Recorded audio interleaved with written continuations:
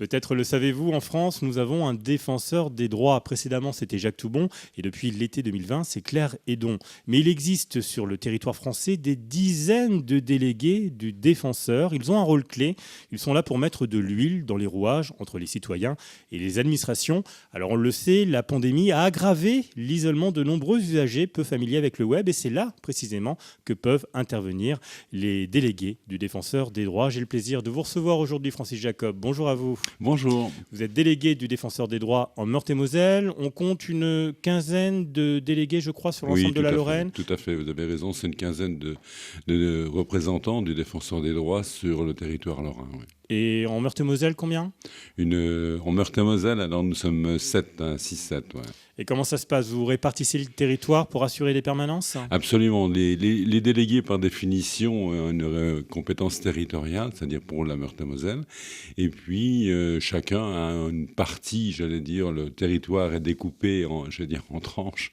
Et en fonction des lieux, notamment les lieux urbains, par exemple, où il y a plusieurs délégués. À Nancy, il y a 3 délégués sur le secteur. Vendeuvre, la même chose. Donc, si vous voulez, en fonction de la population, de la densité de la population, effectivement, nous sommes plusieurs à certains endroits. On va parler plus particulièrement avec vous aujourd'hui de la fracture numérique, une fracture qui s'est aggravée selon vous, vous le constatez, puisque vous êtes en lien direct avec des citoyens, avec des usagers qui sont peu familiers du web. Et on l'a vu avec la pandémie, le web est devenu incontournable, indispensable. On espère que la pandémie sera bientôt derrière nous, mais de nouveaux usages sont apparus. On l'a vu avec le pass sanitaire, on sort tous notre téléphone portable maintenant pour présenter le pass sanitaire. Mais avant d'explorer plus en détail la réalité de cette fracture numérique, est-ce que vous pouvez repréciser l'ensemble de vos fonctions, de vos responsabilités, dans quel cas, dans quelle situation vous intervenez ? Oui, alors effectivement, le défenseur des droits a été créé en 2008 après une réforme constitutionnelle. C'est l'article 71 de la Constitution qui a mis en place le défenseur des droits et qui a regroupé 4 précédentes institutions, le médiateur de la République, la HALD qui s'occupait plus particulièrement de la discrimination, le droit de l'enfant et puis la déontologie de la sécurité. Donc sous la même appellation maintenant, c'est le défenseur des droits. Et vous êtes référent de déontologie également, Francis Jacob, de la sécurité, donc sur le Grand Est. Sur le Grand Est, tout à fait, lorsqu'il y a des problèmes, notamment pour déposer des plaintes auprès des services de police et de gendarmerie où des propos déplacés auraient été tenus par ces fonctionnaires. Il m'appartient, après saisine donc des personnes, d'intervenir auprès des responsables de ces institutions.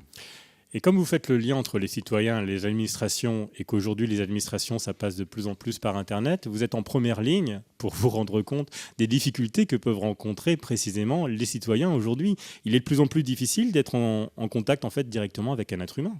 Tout à fait. De plus en plus, chacun aura pu le constater, il est de plus en plus difficile de pouvoir contacter un organisme quel qu'il soit, que ce soit même une administration.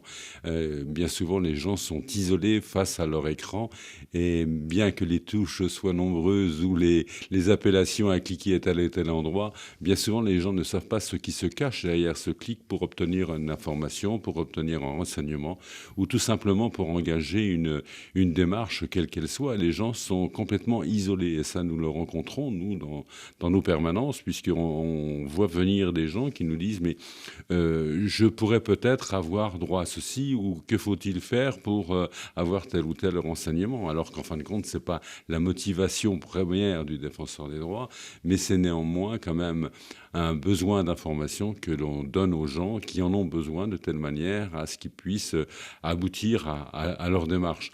En aide, bien sûr, avec les services sociaux qui aussi nous transmettent des personnes lorsqu'ils sont en difficulté. D'ailleurs, je crois que l'administration, l'État en a pris conscience, puisque après avoir fermé des services publics un petit peu, j'allais dire, dans tous les coins de France et de Navarre, maintenant se créent des maisons de services publics, là où sont effectivement des responsables ou des agents des différentes administrations qui tournent de maison en maison selon un planning bien défini ou à la demande quand c'est des cas urgents pour apporter une réponse aux personnes qui sont, j'allais dire, muets devant leur écran et qui n'ont pas de retour et que bien souvent ils pourraient avoir l'information où ils auraient eu pu avoir l'information en direct avant la fermeture des services publics. Ça prête presque à sourire, mais en même temps, c'est pas drôle du tout. D'imaginer qu'on avait un service public qui permettait d'être en relation directe avec l'administration, avec des êtres humains. Je reviens sur ce point qui me semble très important. On a fermé tout ça et aujourd'hui, on remet des personnes sur le territoire pour accompagner ceux qui ont du mal avec l'informatique, mais justement pour les accompagner dans leur démarche informatique, c'est ça? Tout à fait, les accompagner dans la démarche informatique et voire même les orienter pour arriver à trouver une solution à leurs problèmes. Vous savez, avec notamment le nombre de gens qui sont, qui sont en difficulté financière, difficulté ou peut-être même difficulté intellectuelle, j'allais dire, parce que le handicap aussi, on pourrait en parler longuement du handicap face à ces problèmes d'informatique et ces problèmes de connexion. Et on se rend compte que bien souvent, ce ne sont pas toujours des personnes dites âgées qui ont des problèmes. Ça, c'est un autre point important. Vous nous dites que ça concerne toutes les strates de la population. C'est pas juste les seniors. C'est pas juste les seniors qui ne veulent pas, qui ont du mal avec l'informatique. Même les jeunes aujourd'hui sont un peu perdus par rapport à certaines plateformes. Tout à fait, puisqu'ils ont l'habitude effectivement de communiquer par leur réseau inter-jeunesse, j'allais dire, si je peux employer ce terme, mais ce qui empêche notamment de rentrer sur des services beaucoup plus régaliens, par exemple, hein, rentrer sur une plateforme des impôts pour un jeune de 25 ans, bon, bah, c'est pas plus évident pour lui que pour quelqu'un qui a 70 ans, parce que le problème de connexion, le problème de savoir ce qu'il y a derrière justement ce clic, ben c'est pas, j'allais dire, c'est pas gagné, quoi. Les gens peuvent se poser énormément de questions, et puis bien souvent, alors il y a un frein, je dirais, on n'aboutit pas, on trouve pas, donc on cherche pas plus, et à partir de ce moment-là, on perd certains de ses droits, et notamment, une étude avait été faite, d'ailleurs Claire Hédon en avait parlé, qu'il y avait un nombre de personnes très, très, très important à l'échelle nationale qui ne percevaient pas donc comme le RSA, par exemple, dans la mesure où ils ne savaient pas, ils ne connaissaient pas la procédure pour pouvoir obtenir cette prestation qui est vraiment élémentaire et le minimum, je veux dire, vital pour essayer de vivre décemment. Ce n'est pas simple de trouver une solution. En vous écoutant, je me disais, la fracture numérique, c'est une personne qui n'a pas accès à Internet. Pour moi, jusqu'à présent, c'était ça. Et notamment, les seniors, on le sait, ont moins d'ordinateurs à la maison, n'ont pas une connexion Internet, n'ont pas de smartphone. Mais ce que vous nous dites, c'est que la fracture numérique, ce n'est pas que ça. On peut avoir accès à Internet, on peut avoir un smartphone, on peut avoir un ordinateur, et malgré tout, cette fracture numérique est présente. Alors, que faire quand l'accès, pourtant, aux outils est là, mais que les personnes ne savent pas comment utiliser l'outil ?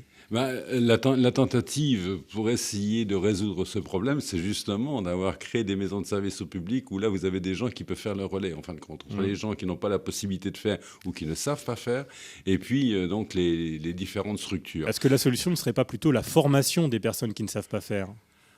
Oui, mais là, je pense que le problème serait énorme. C'est plus facile à déplacer un agent d'une fonction publique, quelle qu'elle soit, dans une maison, dans une mairie ou dans un bâtiment particulier, et puis qui répondent au questionnement, j'allais dire, de la personne qui en face de lui, parce que le questionnement peut être très vaste. S'il fallait former tout le monde sur cet ensemble-là, ce serait pas possible. Si vous voulez, l'intérêt de ces maisons de service au public, c'est d'avoir un interlocuteur. Un interlocuteur, lui, est censé connaître toutes les portes qui peuvent s'ouvrir derrière le questionnement qui est fait. Alors que la personne, il faudrait qu'elle apprenne énormément de choses pour avoir réponse d'une petite question infime, je dirais, mais qui peut débloquer sur un bon nombre de choses. Vous savez, l'exemple est encore plus frappant avec notamment les plateformes qui sont mises dans le cadre de l'accueil des personnes qui viennent de l'extérieur. Eh bien, c'est très compliqué. On leur demande, par le biais d'une plateforme, de faire une demande de titre de séjour. Oui, les étrangers qui arrivent en France, aujourd'hui, la demande de titre de séjour, elle se fait en ligne. Elle se fait en ligne, absolument. On monte le dossier en ligne. Une fois que le dossier est prêt, à partir de ce moment-là, seulement il y a l'entretien pour finaliser, j'allais dire, la demande de titre. Les gens qui arrivent malheureusement de très loin, problème de langue, problème de matériel, comment font-ils ? Voilà, donc Le problème il est insoluble au jour d'aujourd'hui. Et je sais qu'en tant que délégué du Défenseur des droits, et mes collègues le disent aussi, que nous avons souvent des gens qui sont dans des difficultés dans ce domaine, parce que justement, il faut aller chercher le bon imprimé au bon endroit pour pouvoir compléter son dossier. Et là, effectivement, quand on a un problème de langue, c'est difficile. Même pour les gens qui n'ont pas de problème de langue, des fois, c'est pas toujours évident. Donc là, ça met en évidence que bon nombre de gens passent à côté, si vous voulez, d'un soutien qu'ils pourraient avoir et que malheureusement, ils n'ont pas, par méconnaissance du système ou par méconnaissance tout simplement de l'utilisation du matériel informatique, parce qu'il faut cliquer au bon endroit. C'est là le gros souci. Après, il ne s'agit pas non plus de rejeter les démarches en ligne. Quand ça ça fonctionne très très bien. Mais effectivement, dès qu'il y a un petit gravillon, un petit caillou dans les rouages, ça devient très très compliqué. Et ça, on l'a tous expérimenté. Dès qu'on fait une démarche en ligne et que ça bloque à un moment et qu'on aimerait avoir une personne au bout du fil ou rencontrer quelqu'un pour débloquer la situation, c'est là qu'on perd beaucoup de temps. Absolument, absolument. Et ça, c'est une grande difficulté. Alors, c'est vrai pour toutes les catégories de population, mais c'est encore vraiment très, très accentué pour les personnes âgées. Et donc, vous le dites, la solution, c'est ça. Il faut à nouveau avoir de la proximité, il faut avoir des maisons de service où on aura des accompagnateurs. Absolument. Et ça, ce maillage, il commence à se mettre en place, mais ça reste largement insuffisant, non ? C'est encore insuffisant. Mais bon, il y a une prise de conscience déjà des autorités qui permet essayer de mettre ça en place sur différents endroits urbanisés. Quand j'ai dit urbanisé, ça veut pas dire les grandes villes. Ça veut dire urbanisé même à la campagne. C'est-à-dire qu'un bourg de 3 000 à 4 000 habitants, une maison de service au public, ça peut être très intéressant. Ça peut rendre énormément de services aux gens qui sont en interrogation, en questionnement, voire en difficulté. Qui met cela en place actuellement ? Vous parliez de l'État. Il y a des partenariats ? Oui, tout à fait. Il y a des partenariats qui s'établissent. Alors, les collectivités territoriales, bien évidemment, les services de l'État, donc avec les services de la préfecture. Tout ça, si vous voulez, c'est organisé notamment par les services de la préfecture et en partenariat avec les collectivités. Puis voir, par exemple, dans certains bureaux de poste, vous avez un bureau qui est ouvert au public pour répondre à ce genre de questions avec un personnel adapté. Dernier point, Francis Jacob, je rappelle que vous êtes délégué du Défenseur des droits. J'ai bien noté dans ce que vous disiez qu'il y avait un problème d'accès à l'information. En fait, souvent les personnes ne savent pas qu'elles ont tel ou tel droit parce que l'information ne leur est pas parvenue. Même si elles ont un outil connecté à Internet, même si elles ont un smartphone, elles ne sont pas au courant de leurs droits. Et c'est ça le vrai problème. Vous-même, est-ce que vous êtes bien implanté sur le territoire ? Est-ce qu'on sait que vous existez et que vous êtes là pour aider les personnes pour défendre leurs droits ? Mais écoutez, on dit toujours qu'on n'est pas suffisant. Quand je dis on, c'est-à-dire le Défenseur des droits n'est pas suffisamment connu et reconnu à l'échelon national. Alors effectivement, de temps en temps, on entend une prise de position du défenseur, mais on n'est pas, si vous voulez, suffisamment identifié au niveau des collectivités, au niveau de la population en général, pour être véritablement efficace pour tout le monde. Alors effectivement, ceux qui connaissent que le Défenseur des droits existe, viennent nous voir, mais beaucoup de personnes nous connaissent par le biais du bouche à oreille. Autrement, ou alors dirigés soit par des institutions, par les élus locaux, des fois.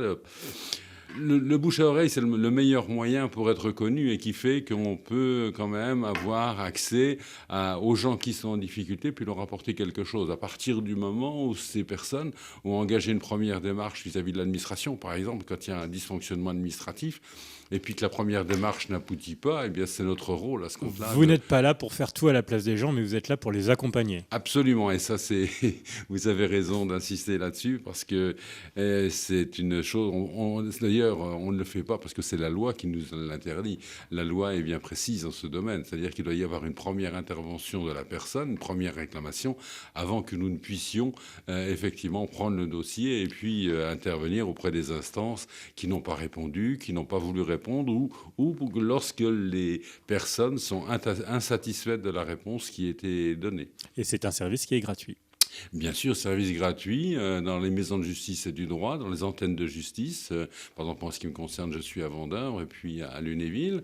Il y a la même chose aussi dans les centres de détention, parce que les gens qui sont en détention ont aussi, j'allais dire, des droits administratifs, même s'ils sont en détention, hein, privés de liberté, mais pas privés de droits, c'est une évidence. Donc, on est là pour répondre aux aspirations du public. Et puis on peut vous contacter très facilement. Un numéro a été mis en place pour faciliter l'accès aux délégués de la Défenseure des droits. C'est le 39 28. Voilà, tout à fait. Tout simplement. Tout simplement, et puis éventuellement aussi par Internet. Alors là aussi, vous voyez, encore faut-il manipuler effectivement l'informatique. Il suffit d'aller sur le site du Défenseur des droits. Vous avez la petite case en haut à gauche à cocher pour avoir les délégués. On a tous les délégués de France et de Navarre qui apparaissent. Et puis avec les lieux de permanence, les heures, et puis enfin tout à disposition. Et là, vous pouvez saisir directement le défenseur. Il y a une plateforme qui reçoit toutes les demandes à l'échelon national et sont retransmises aux délégués compétents sur le territoire. Merci Francis Jacob. C'est moi qui vous remercie.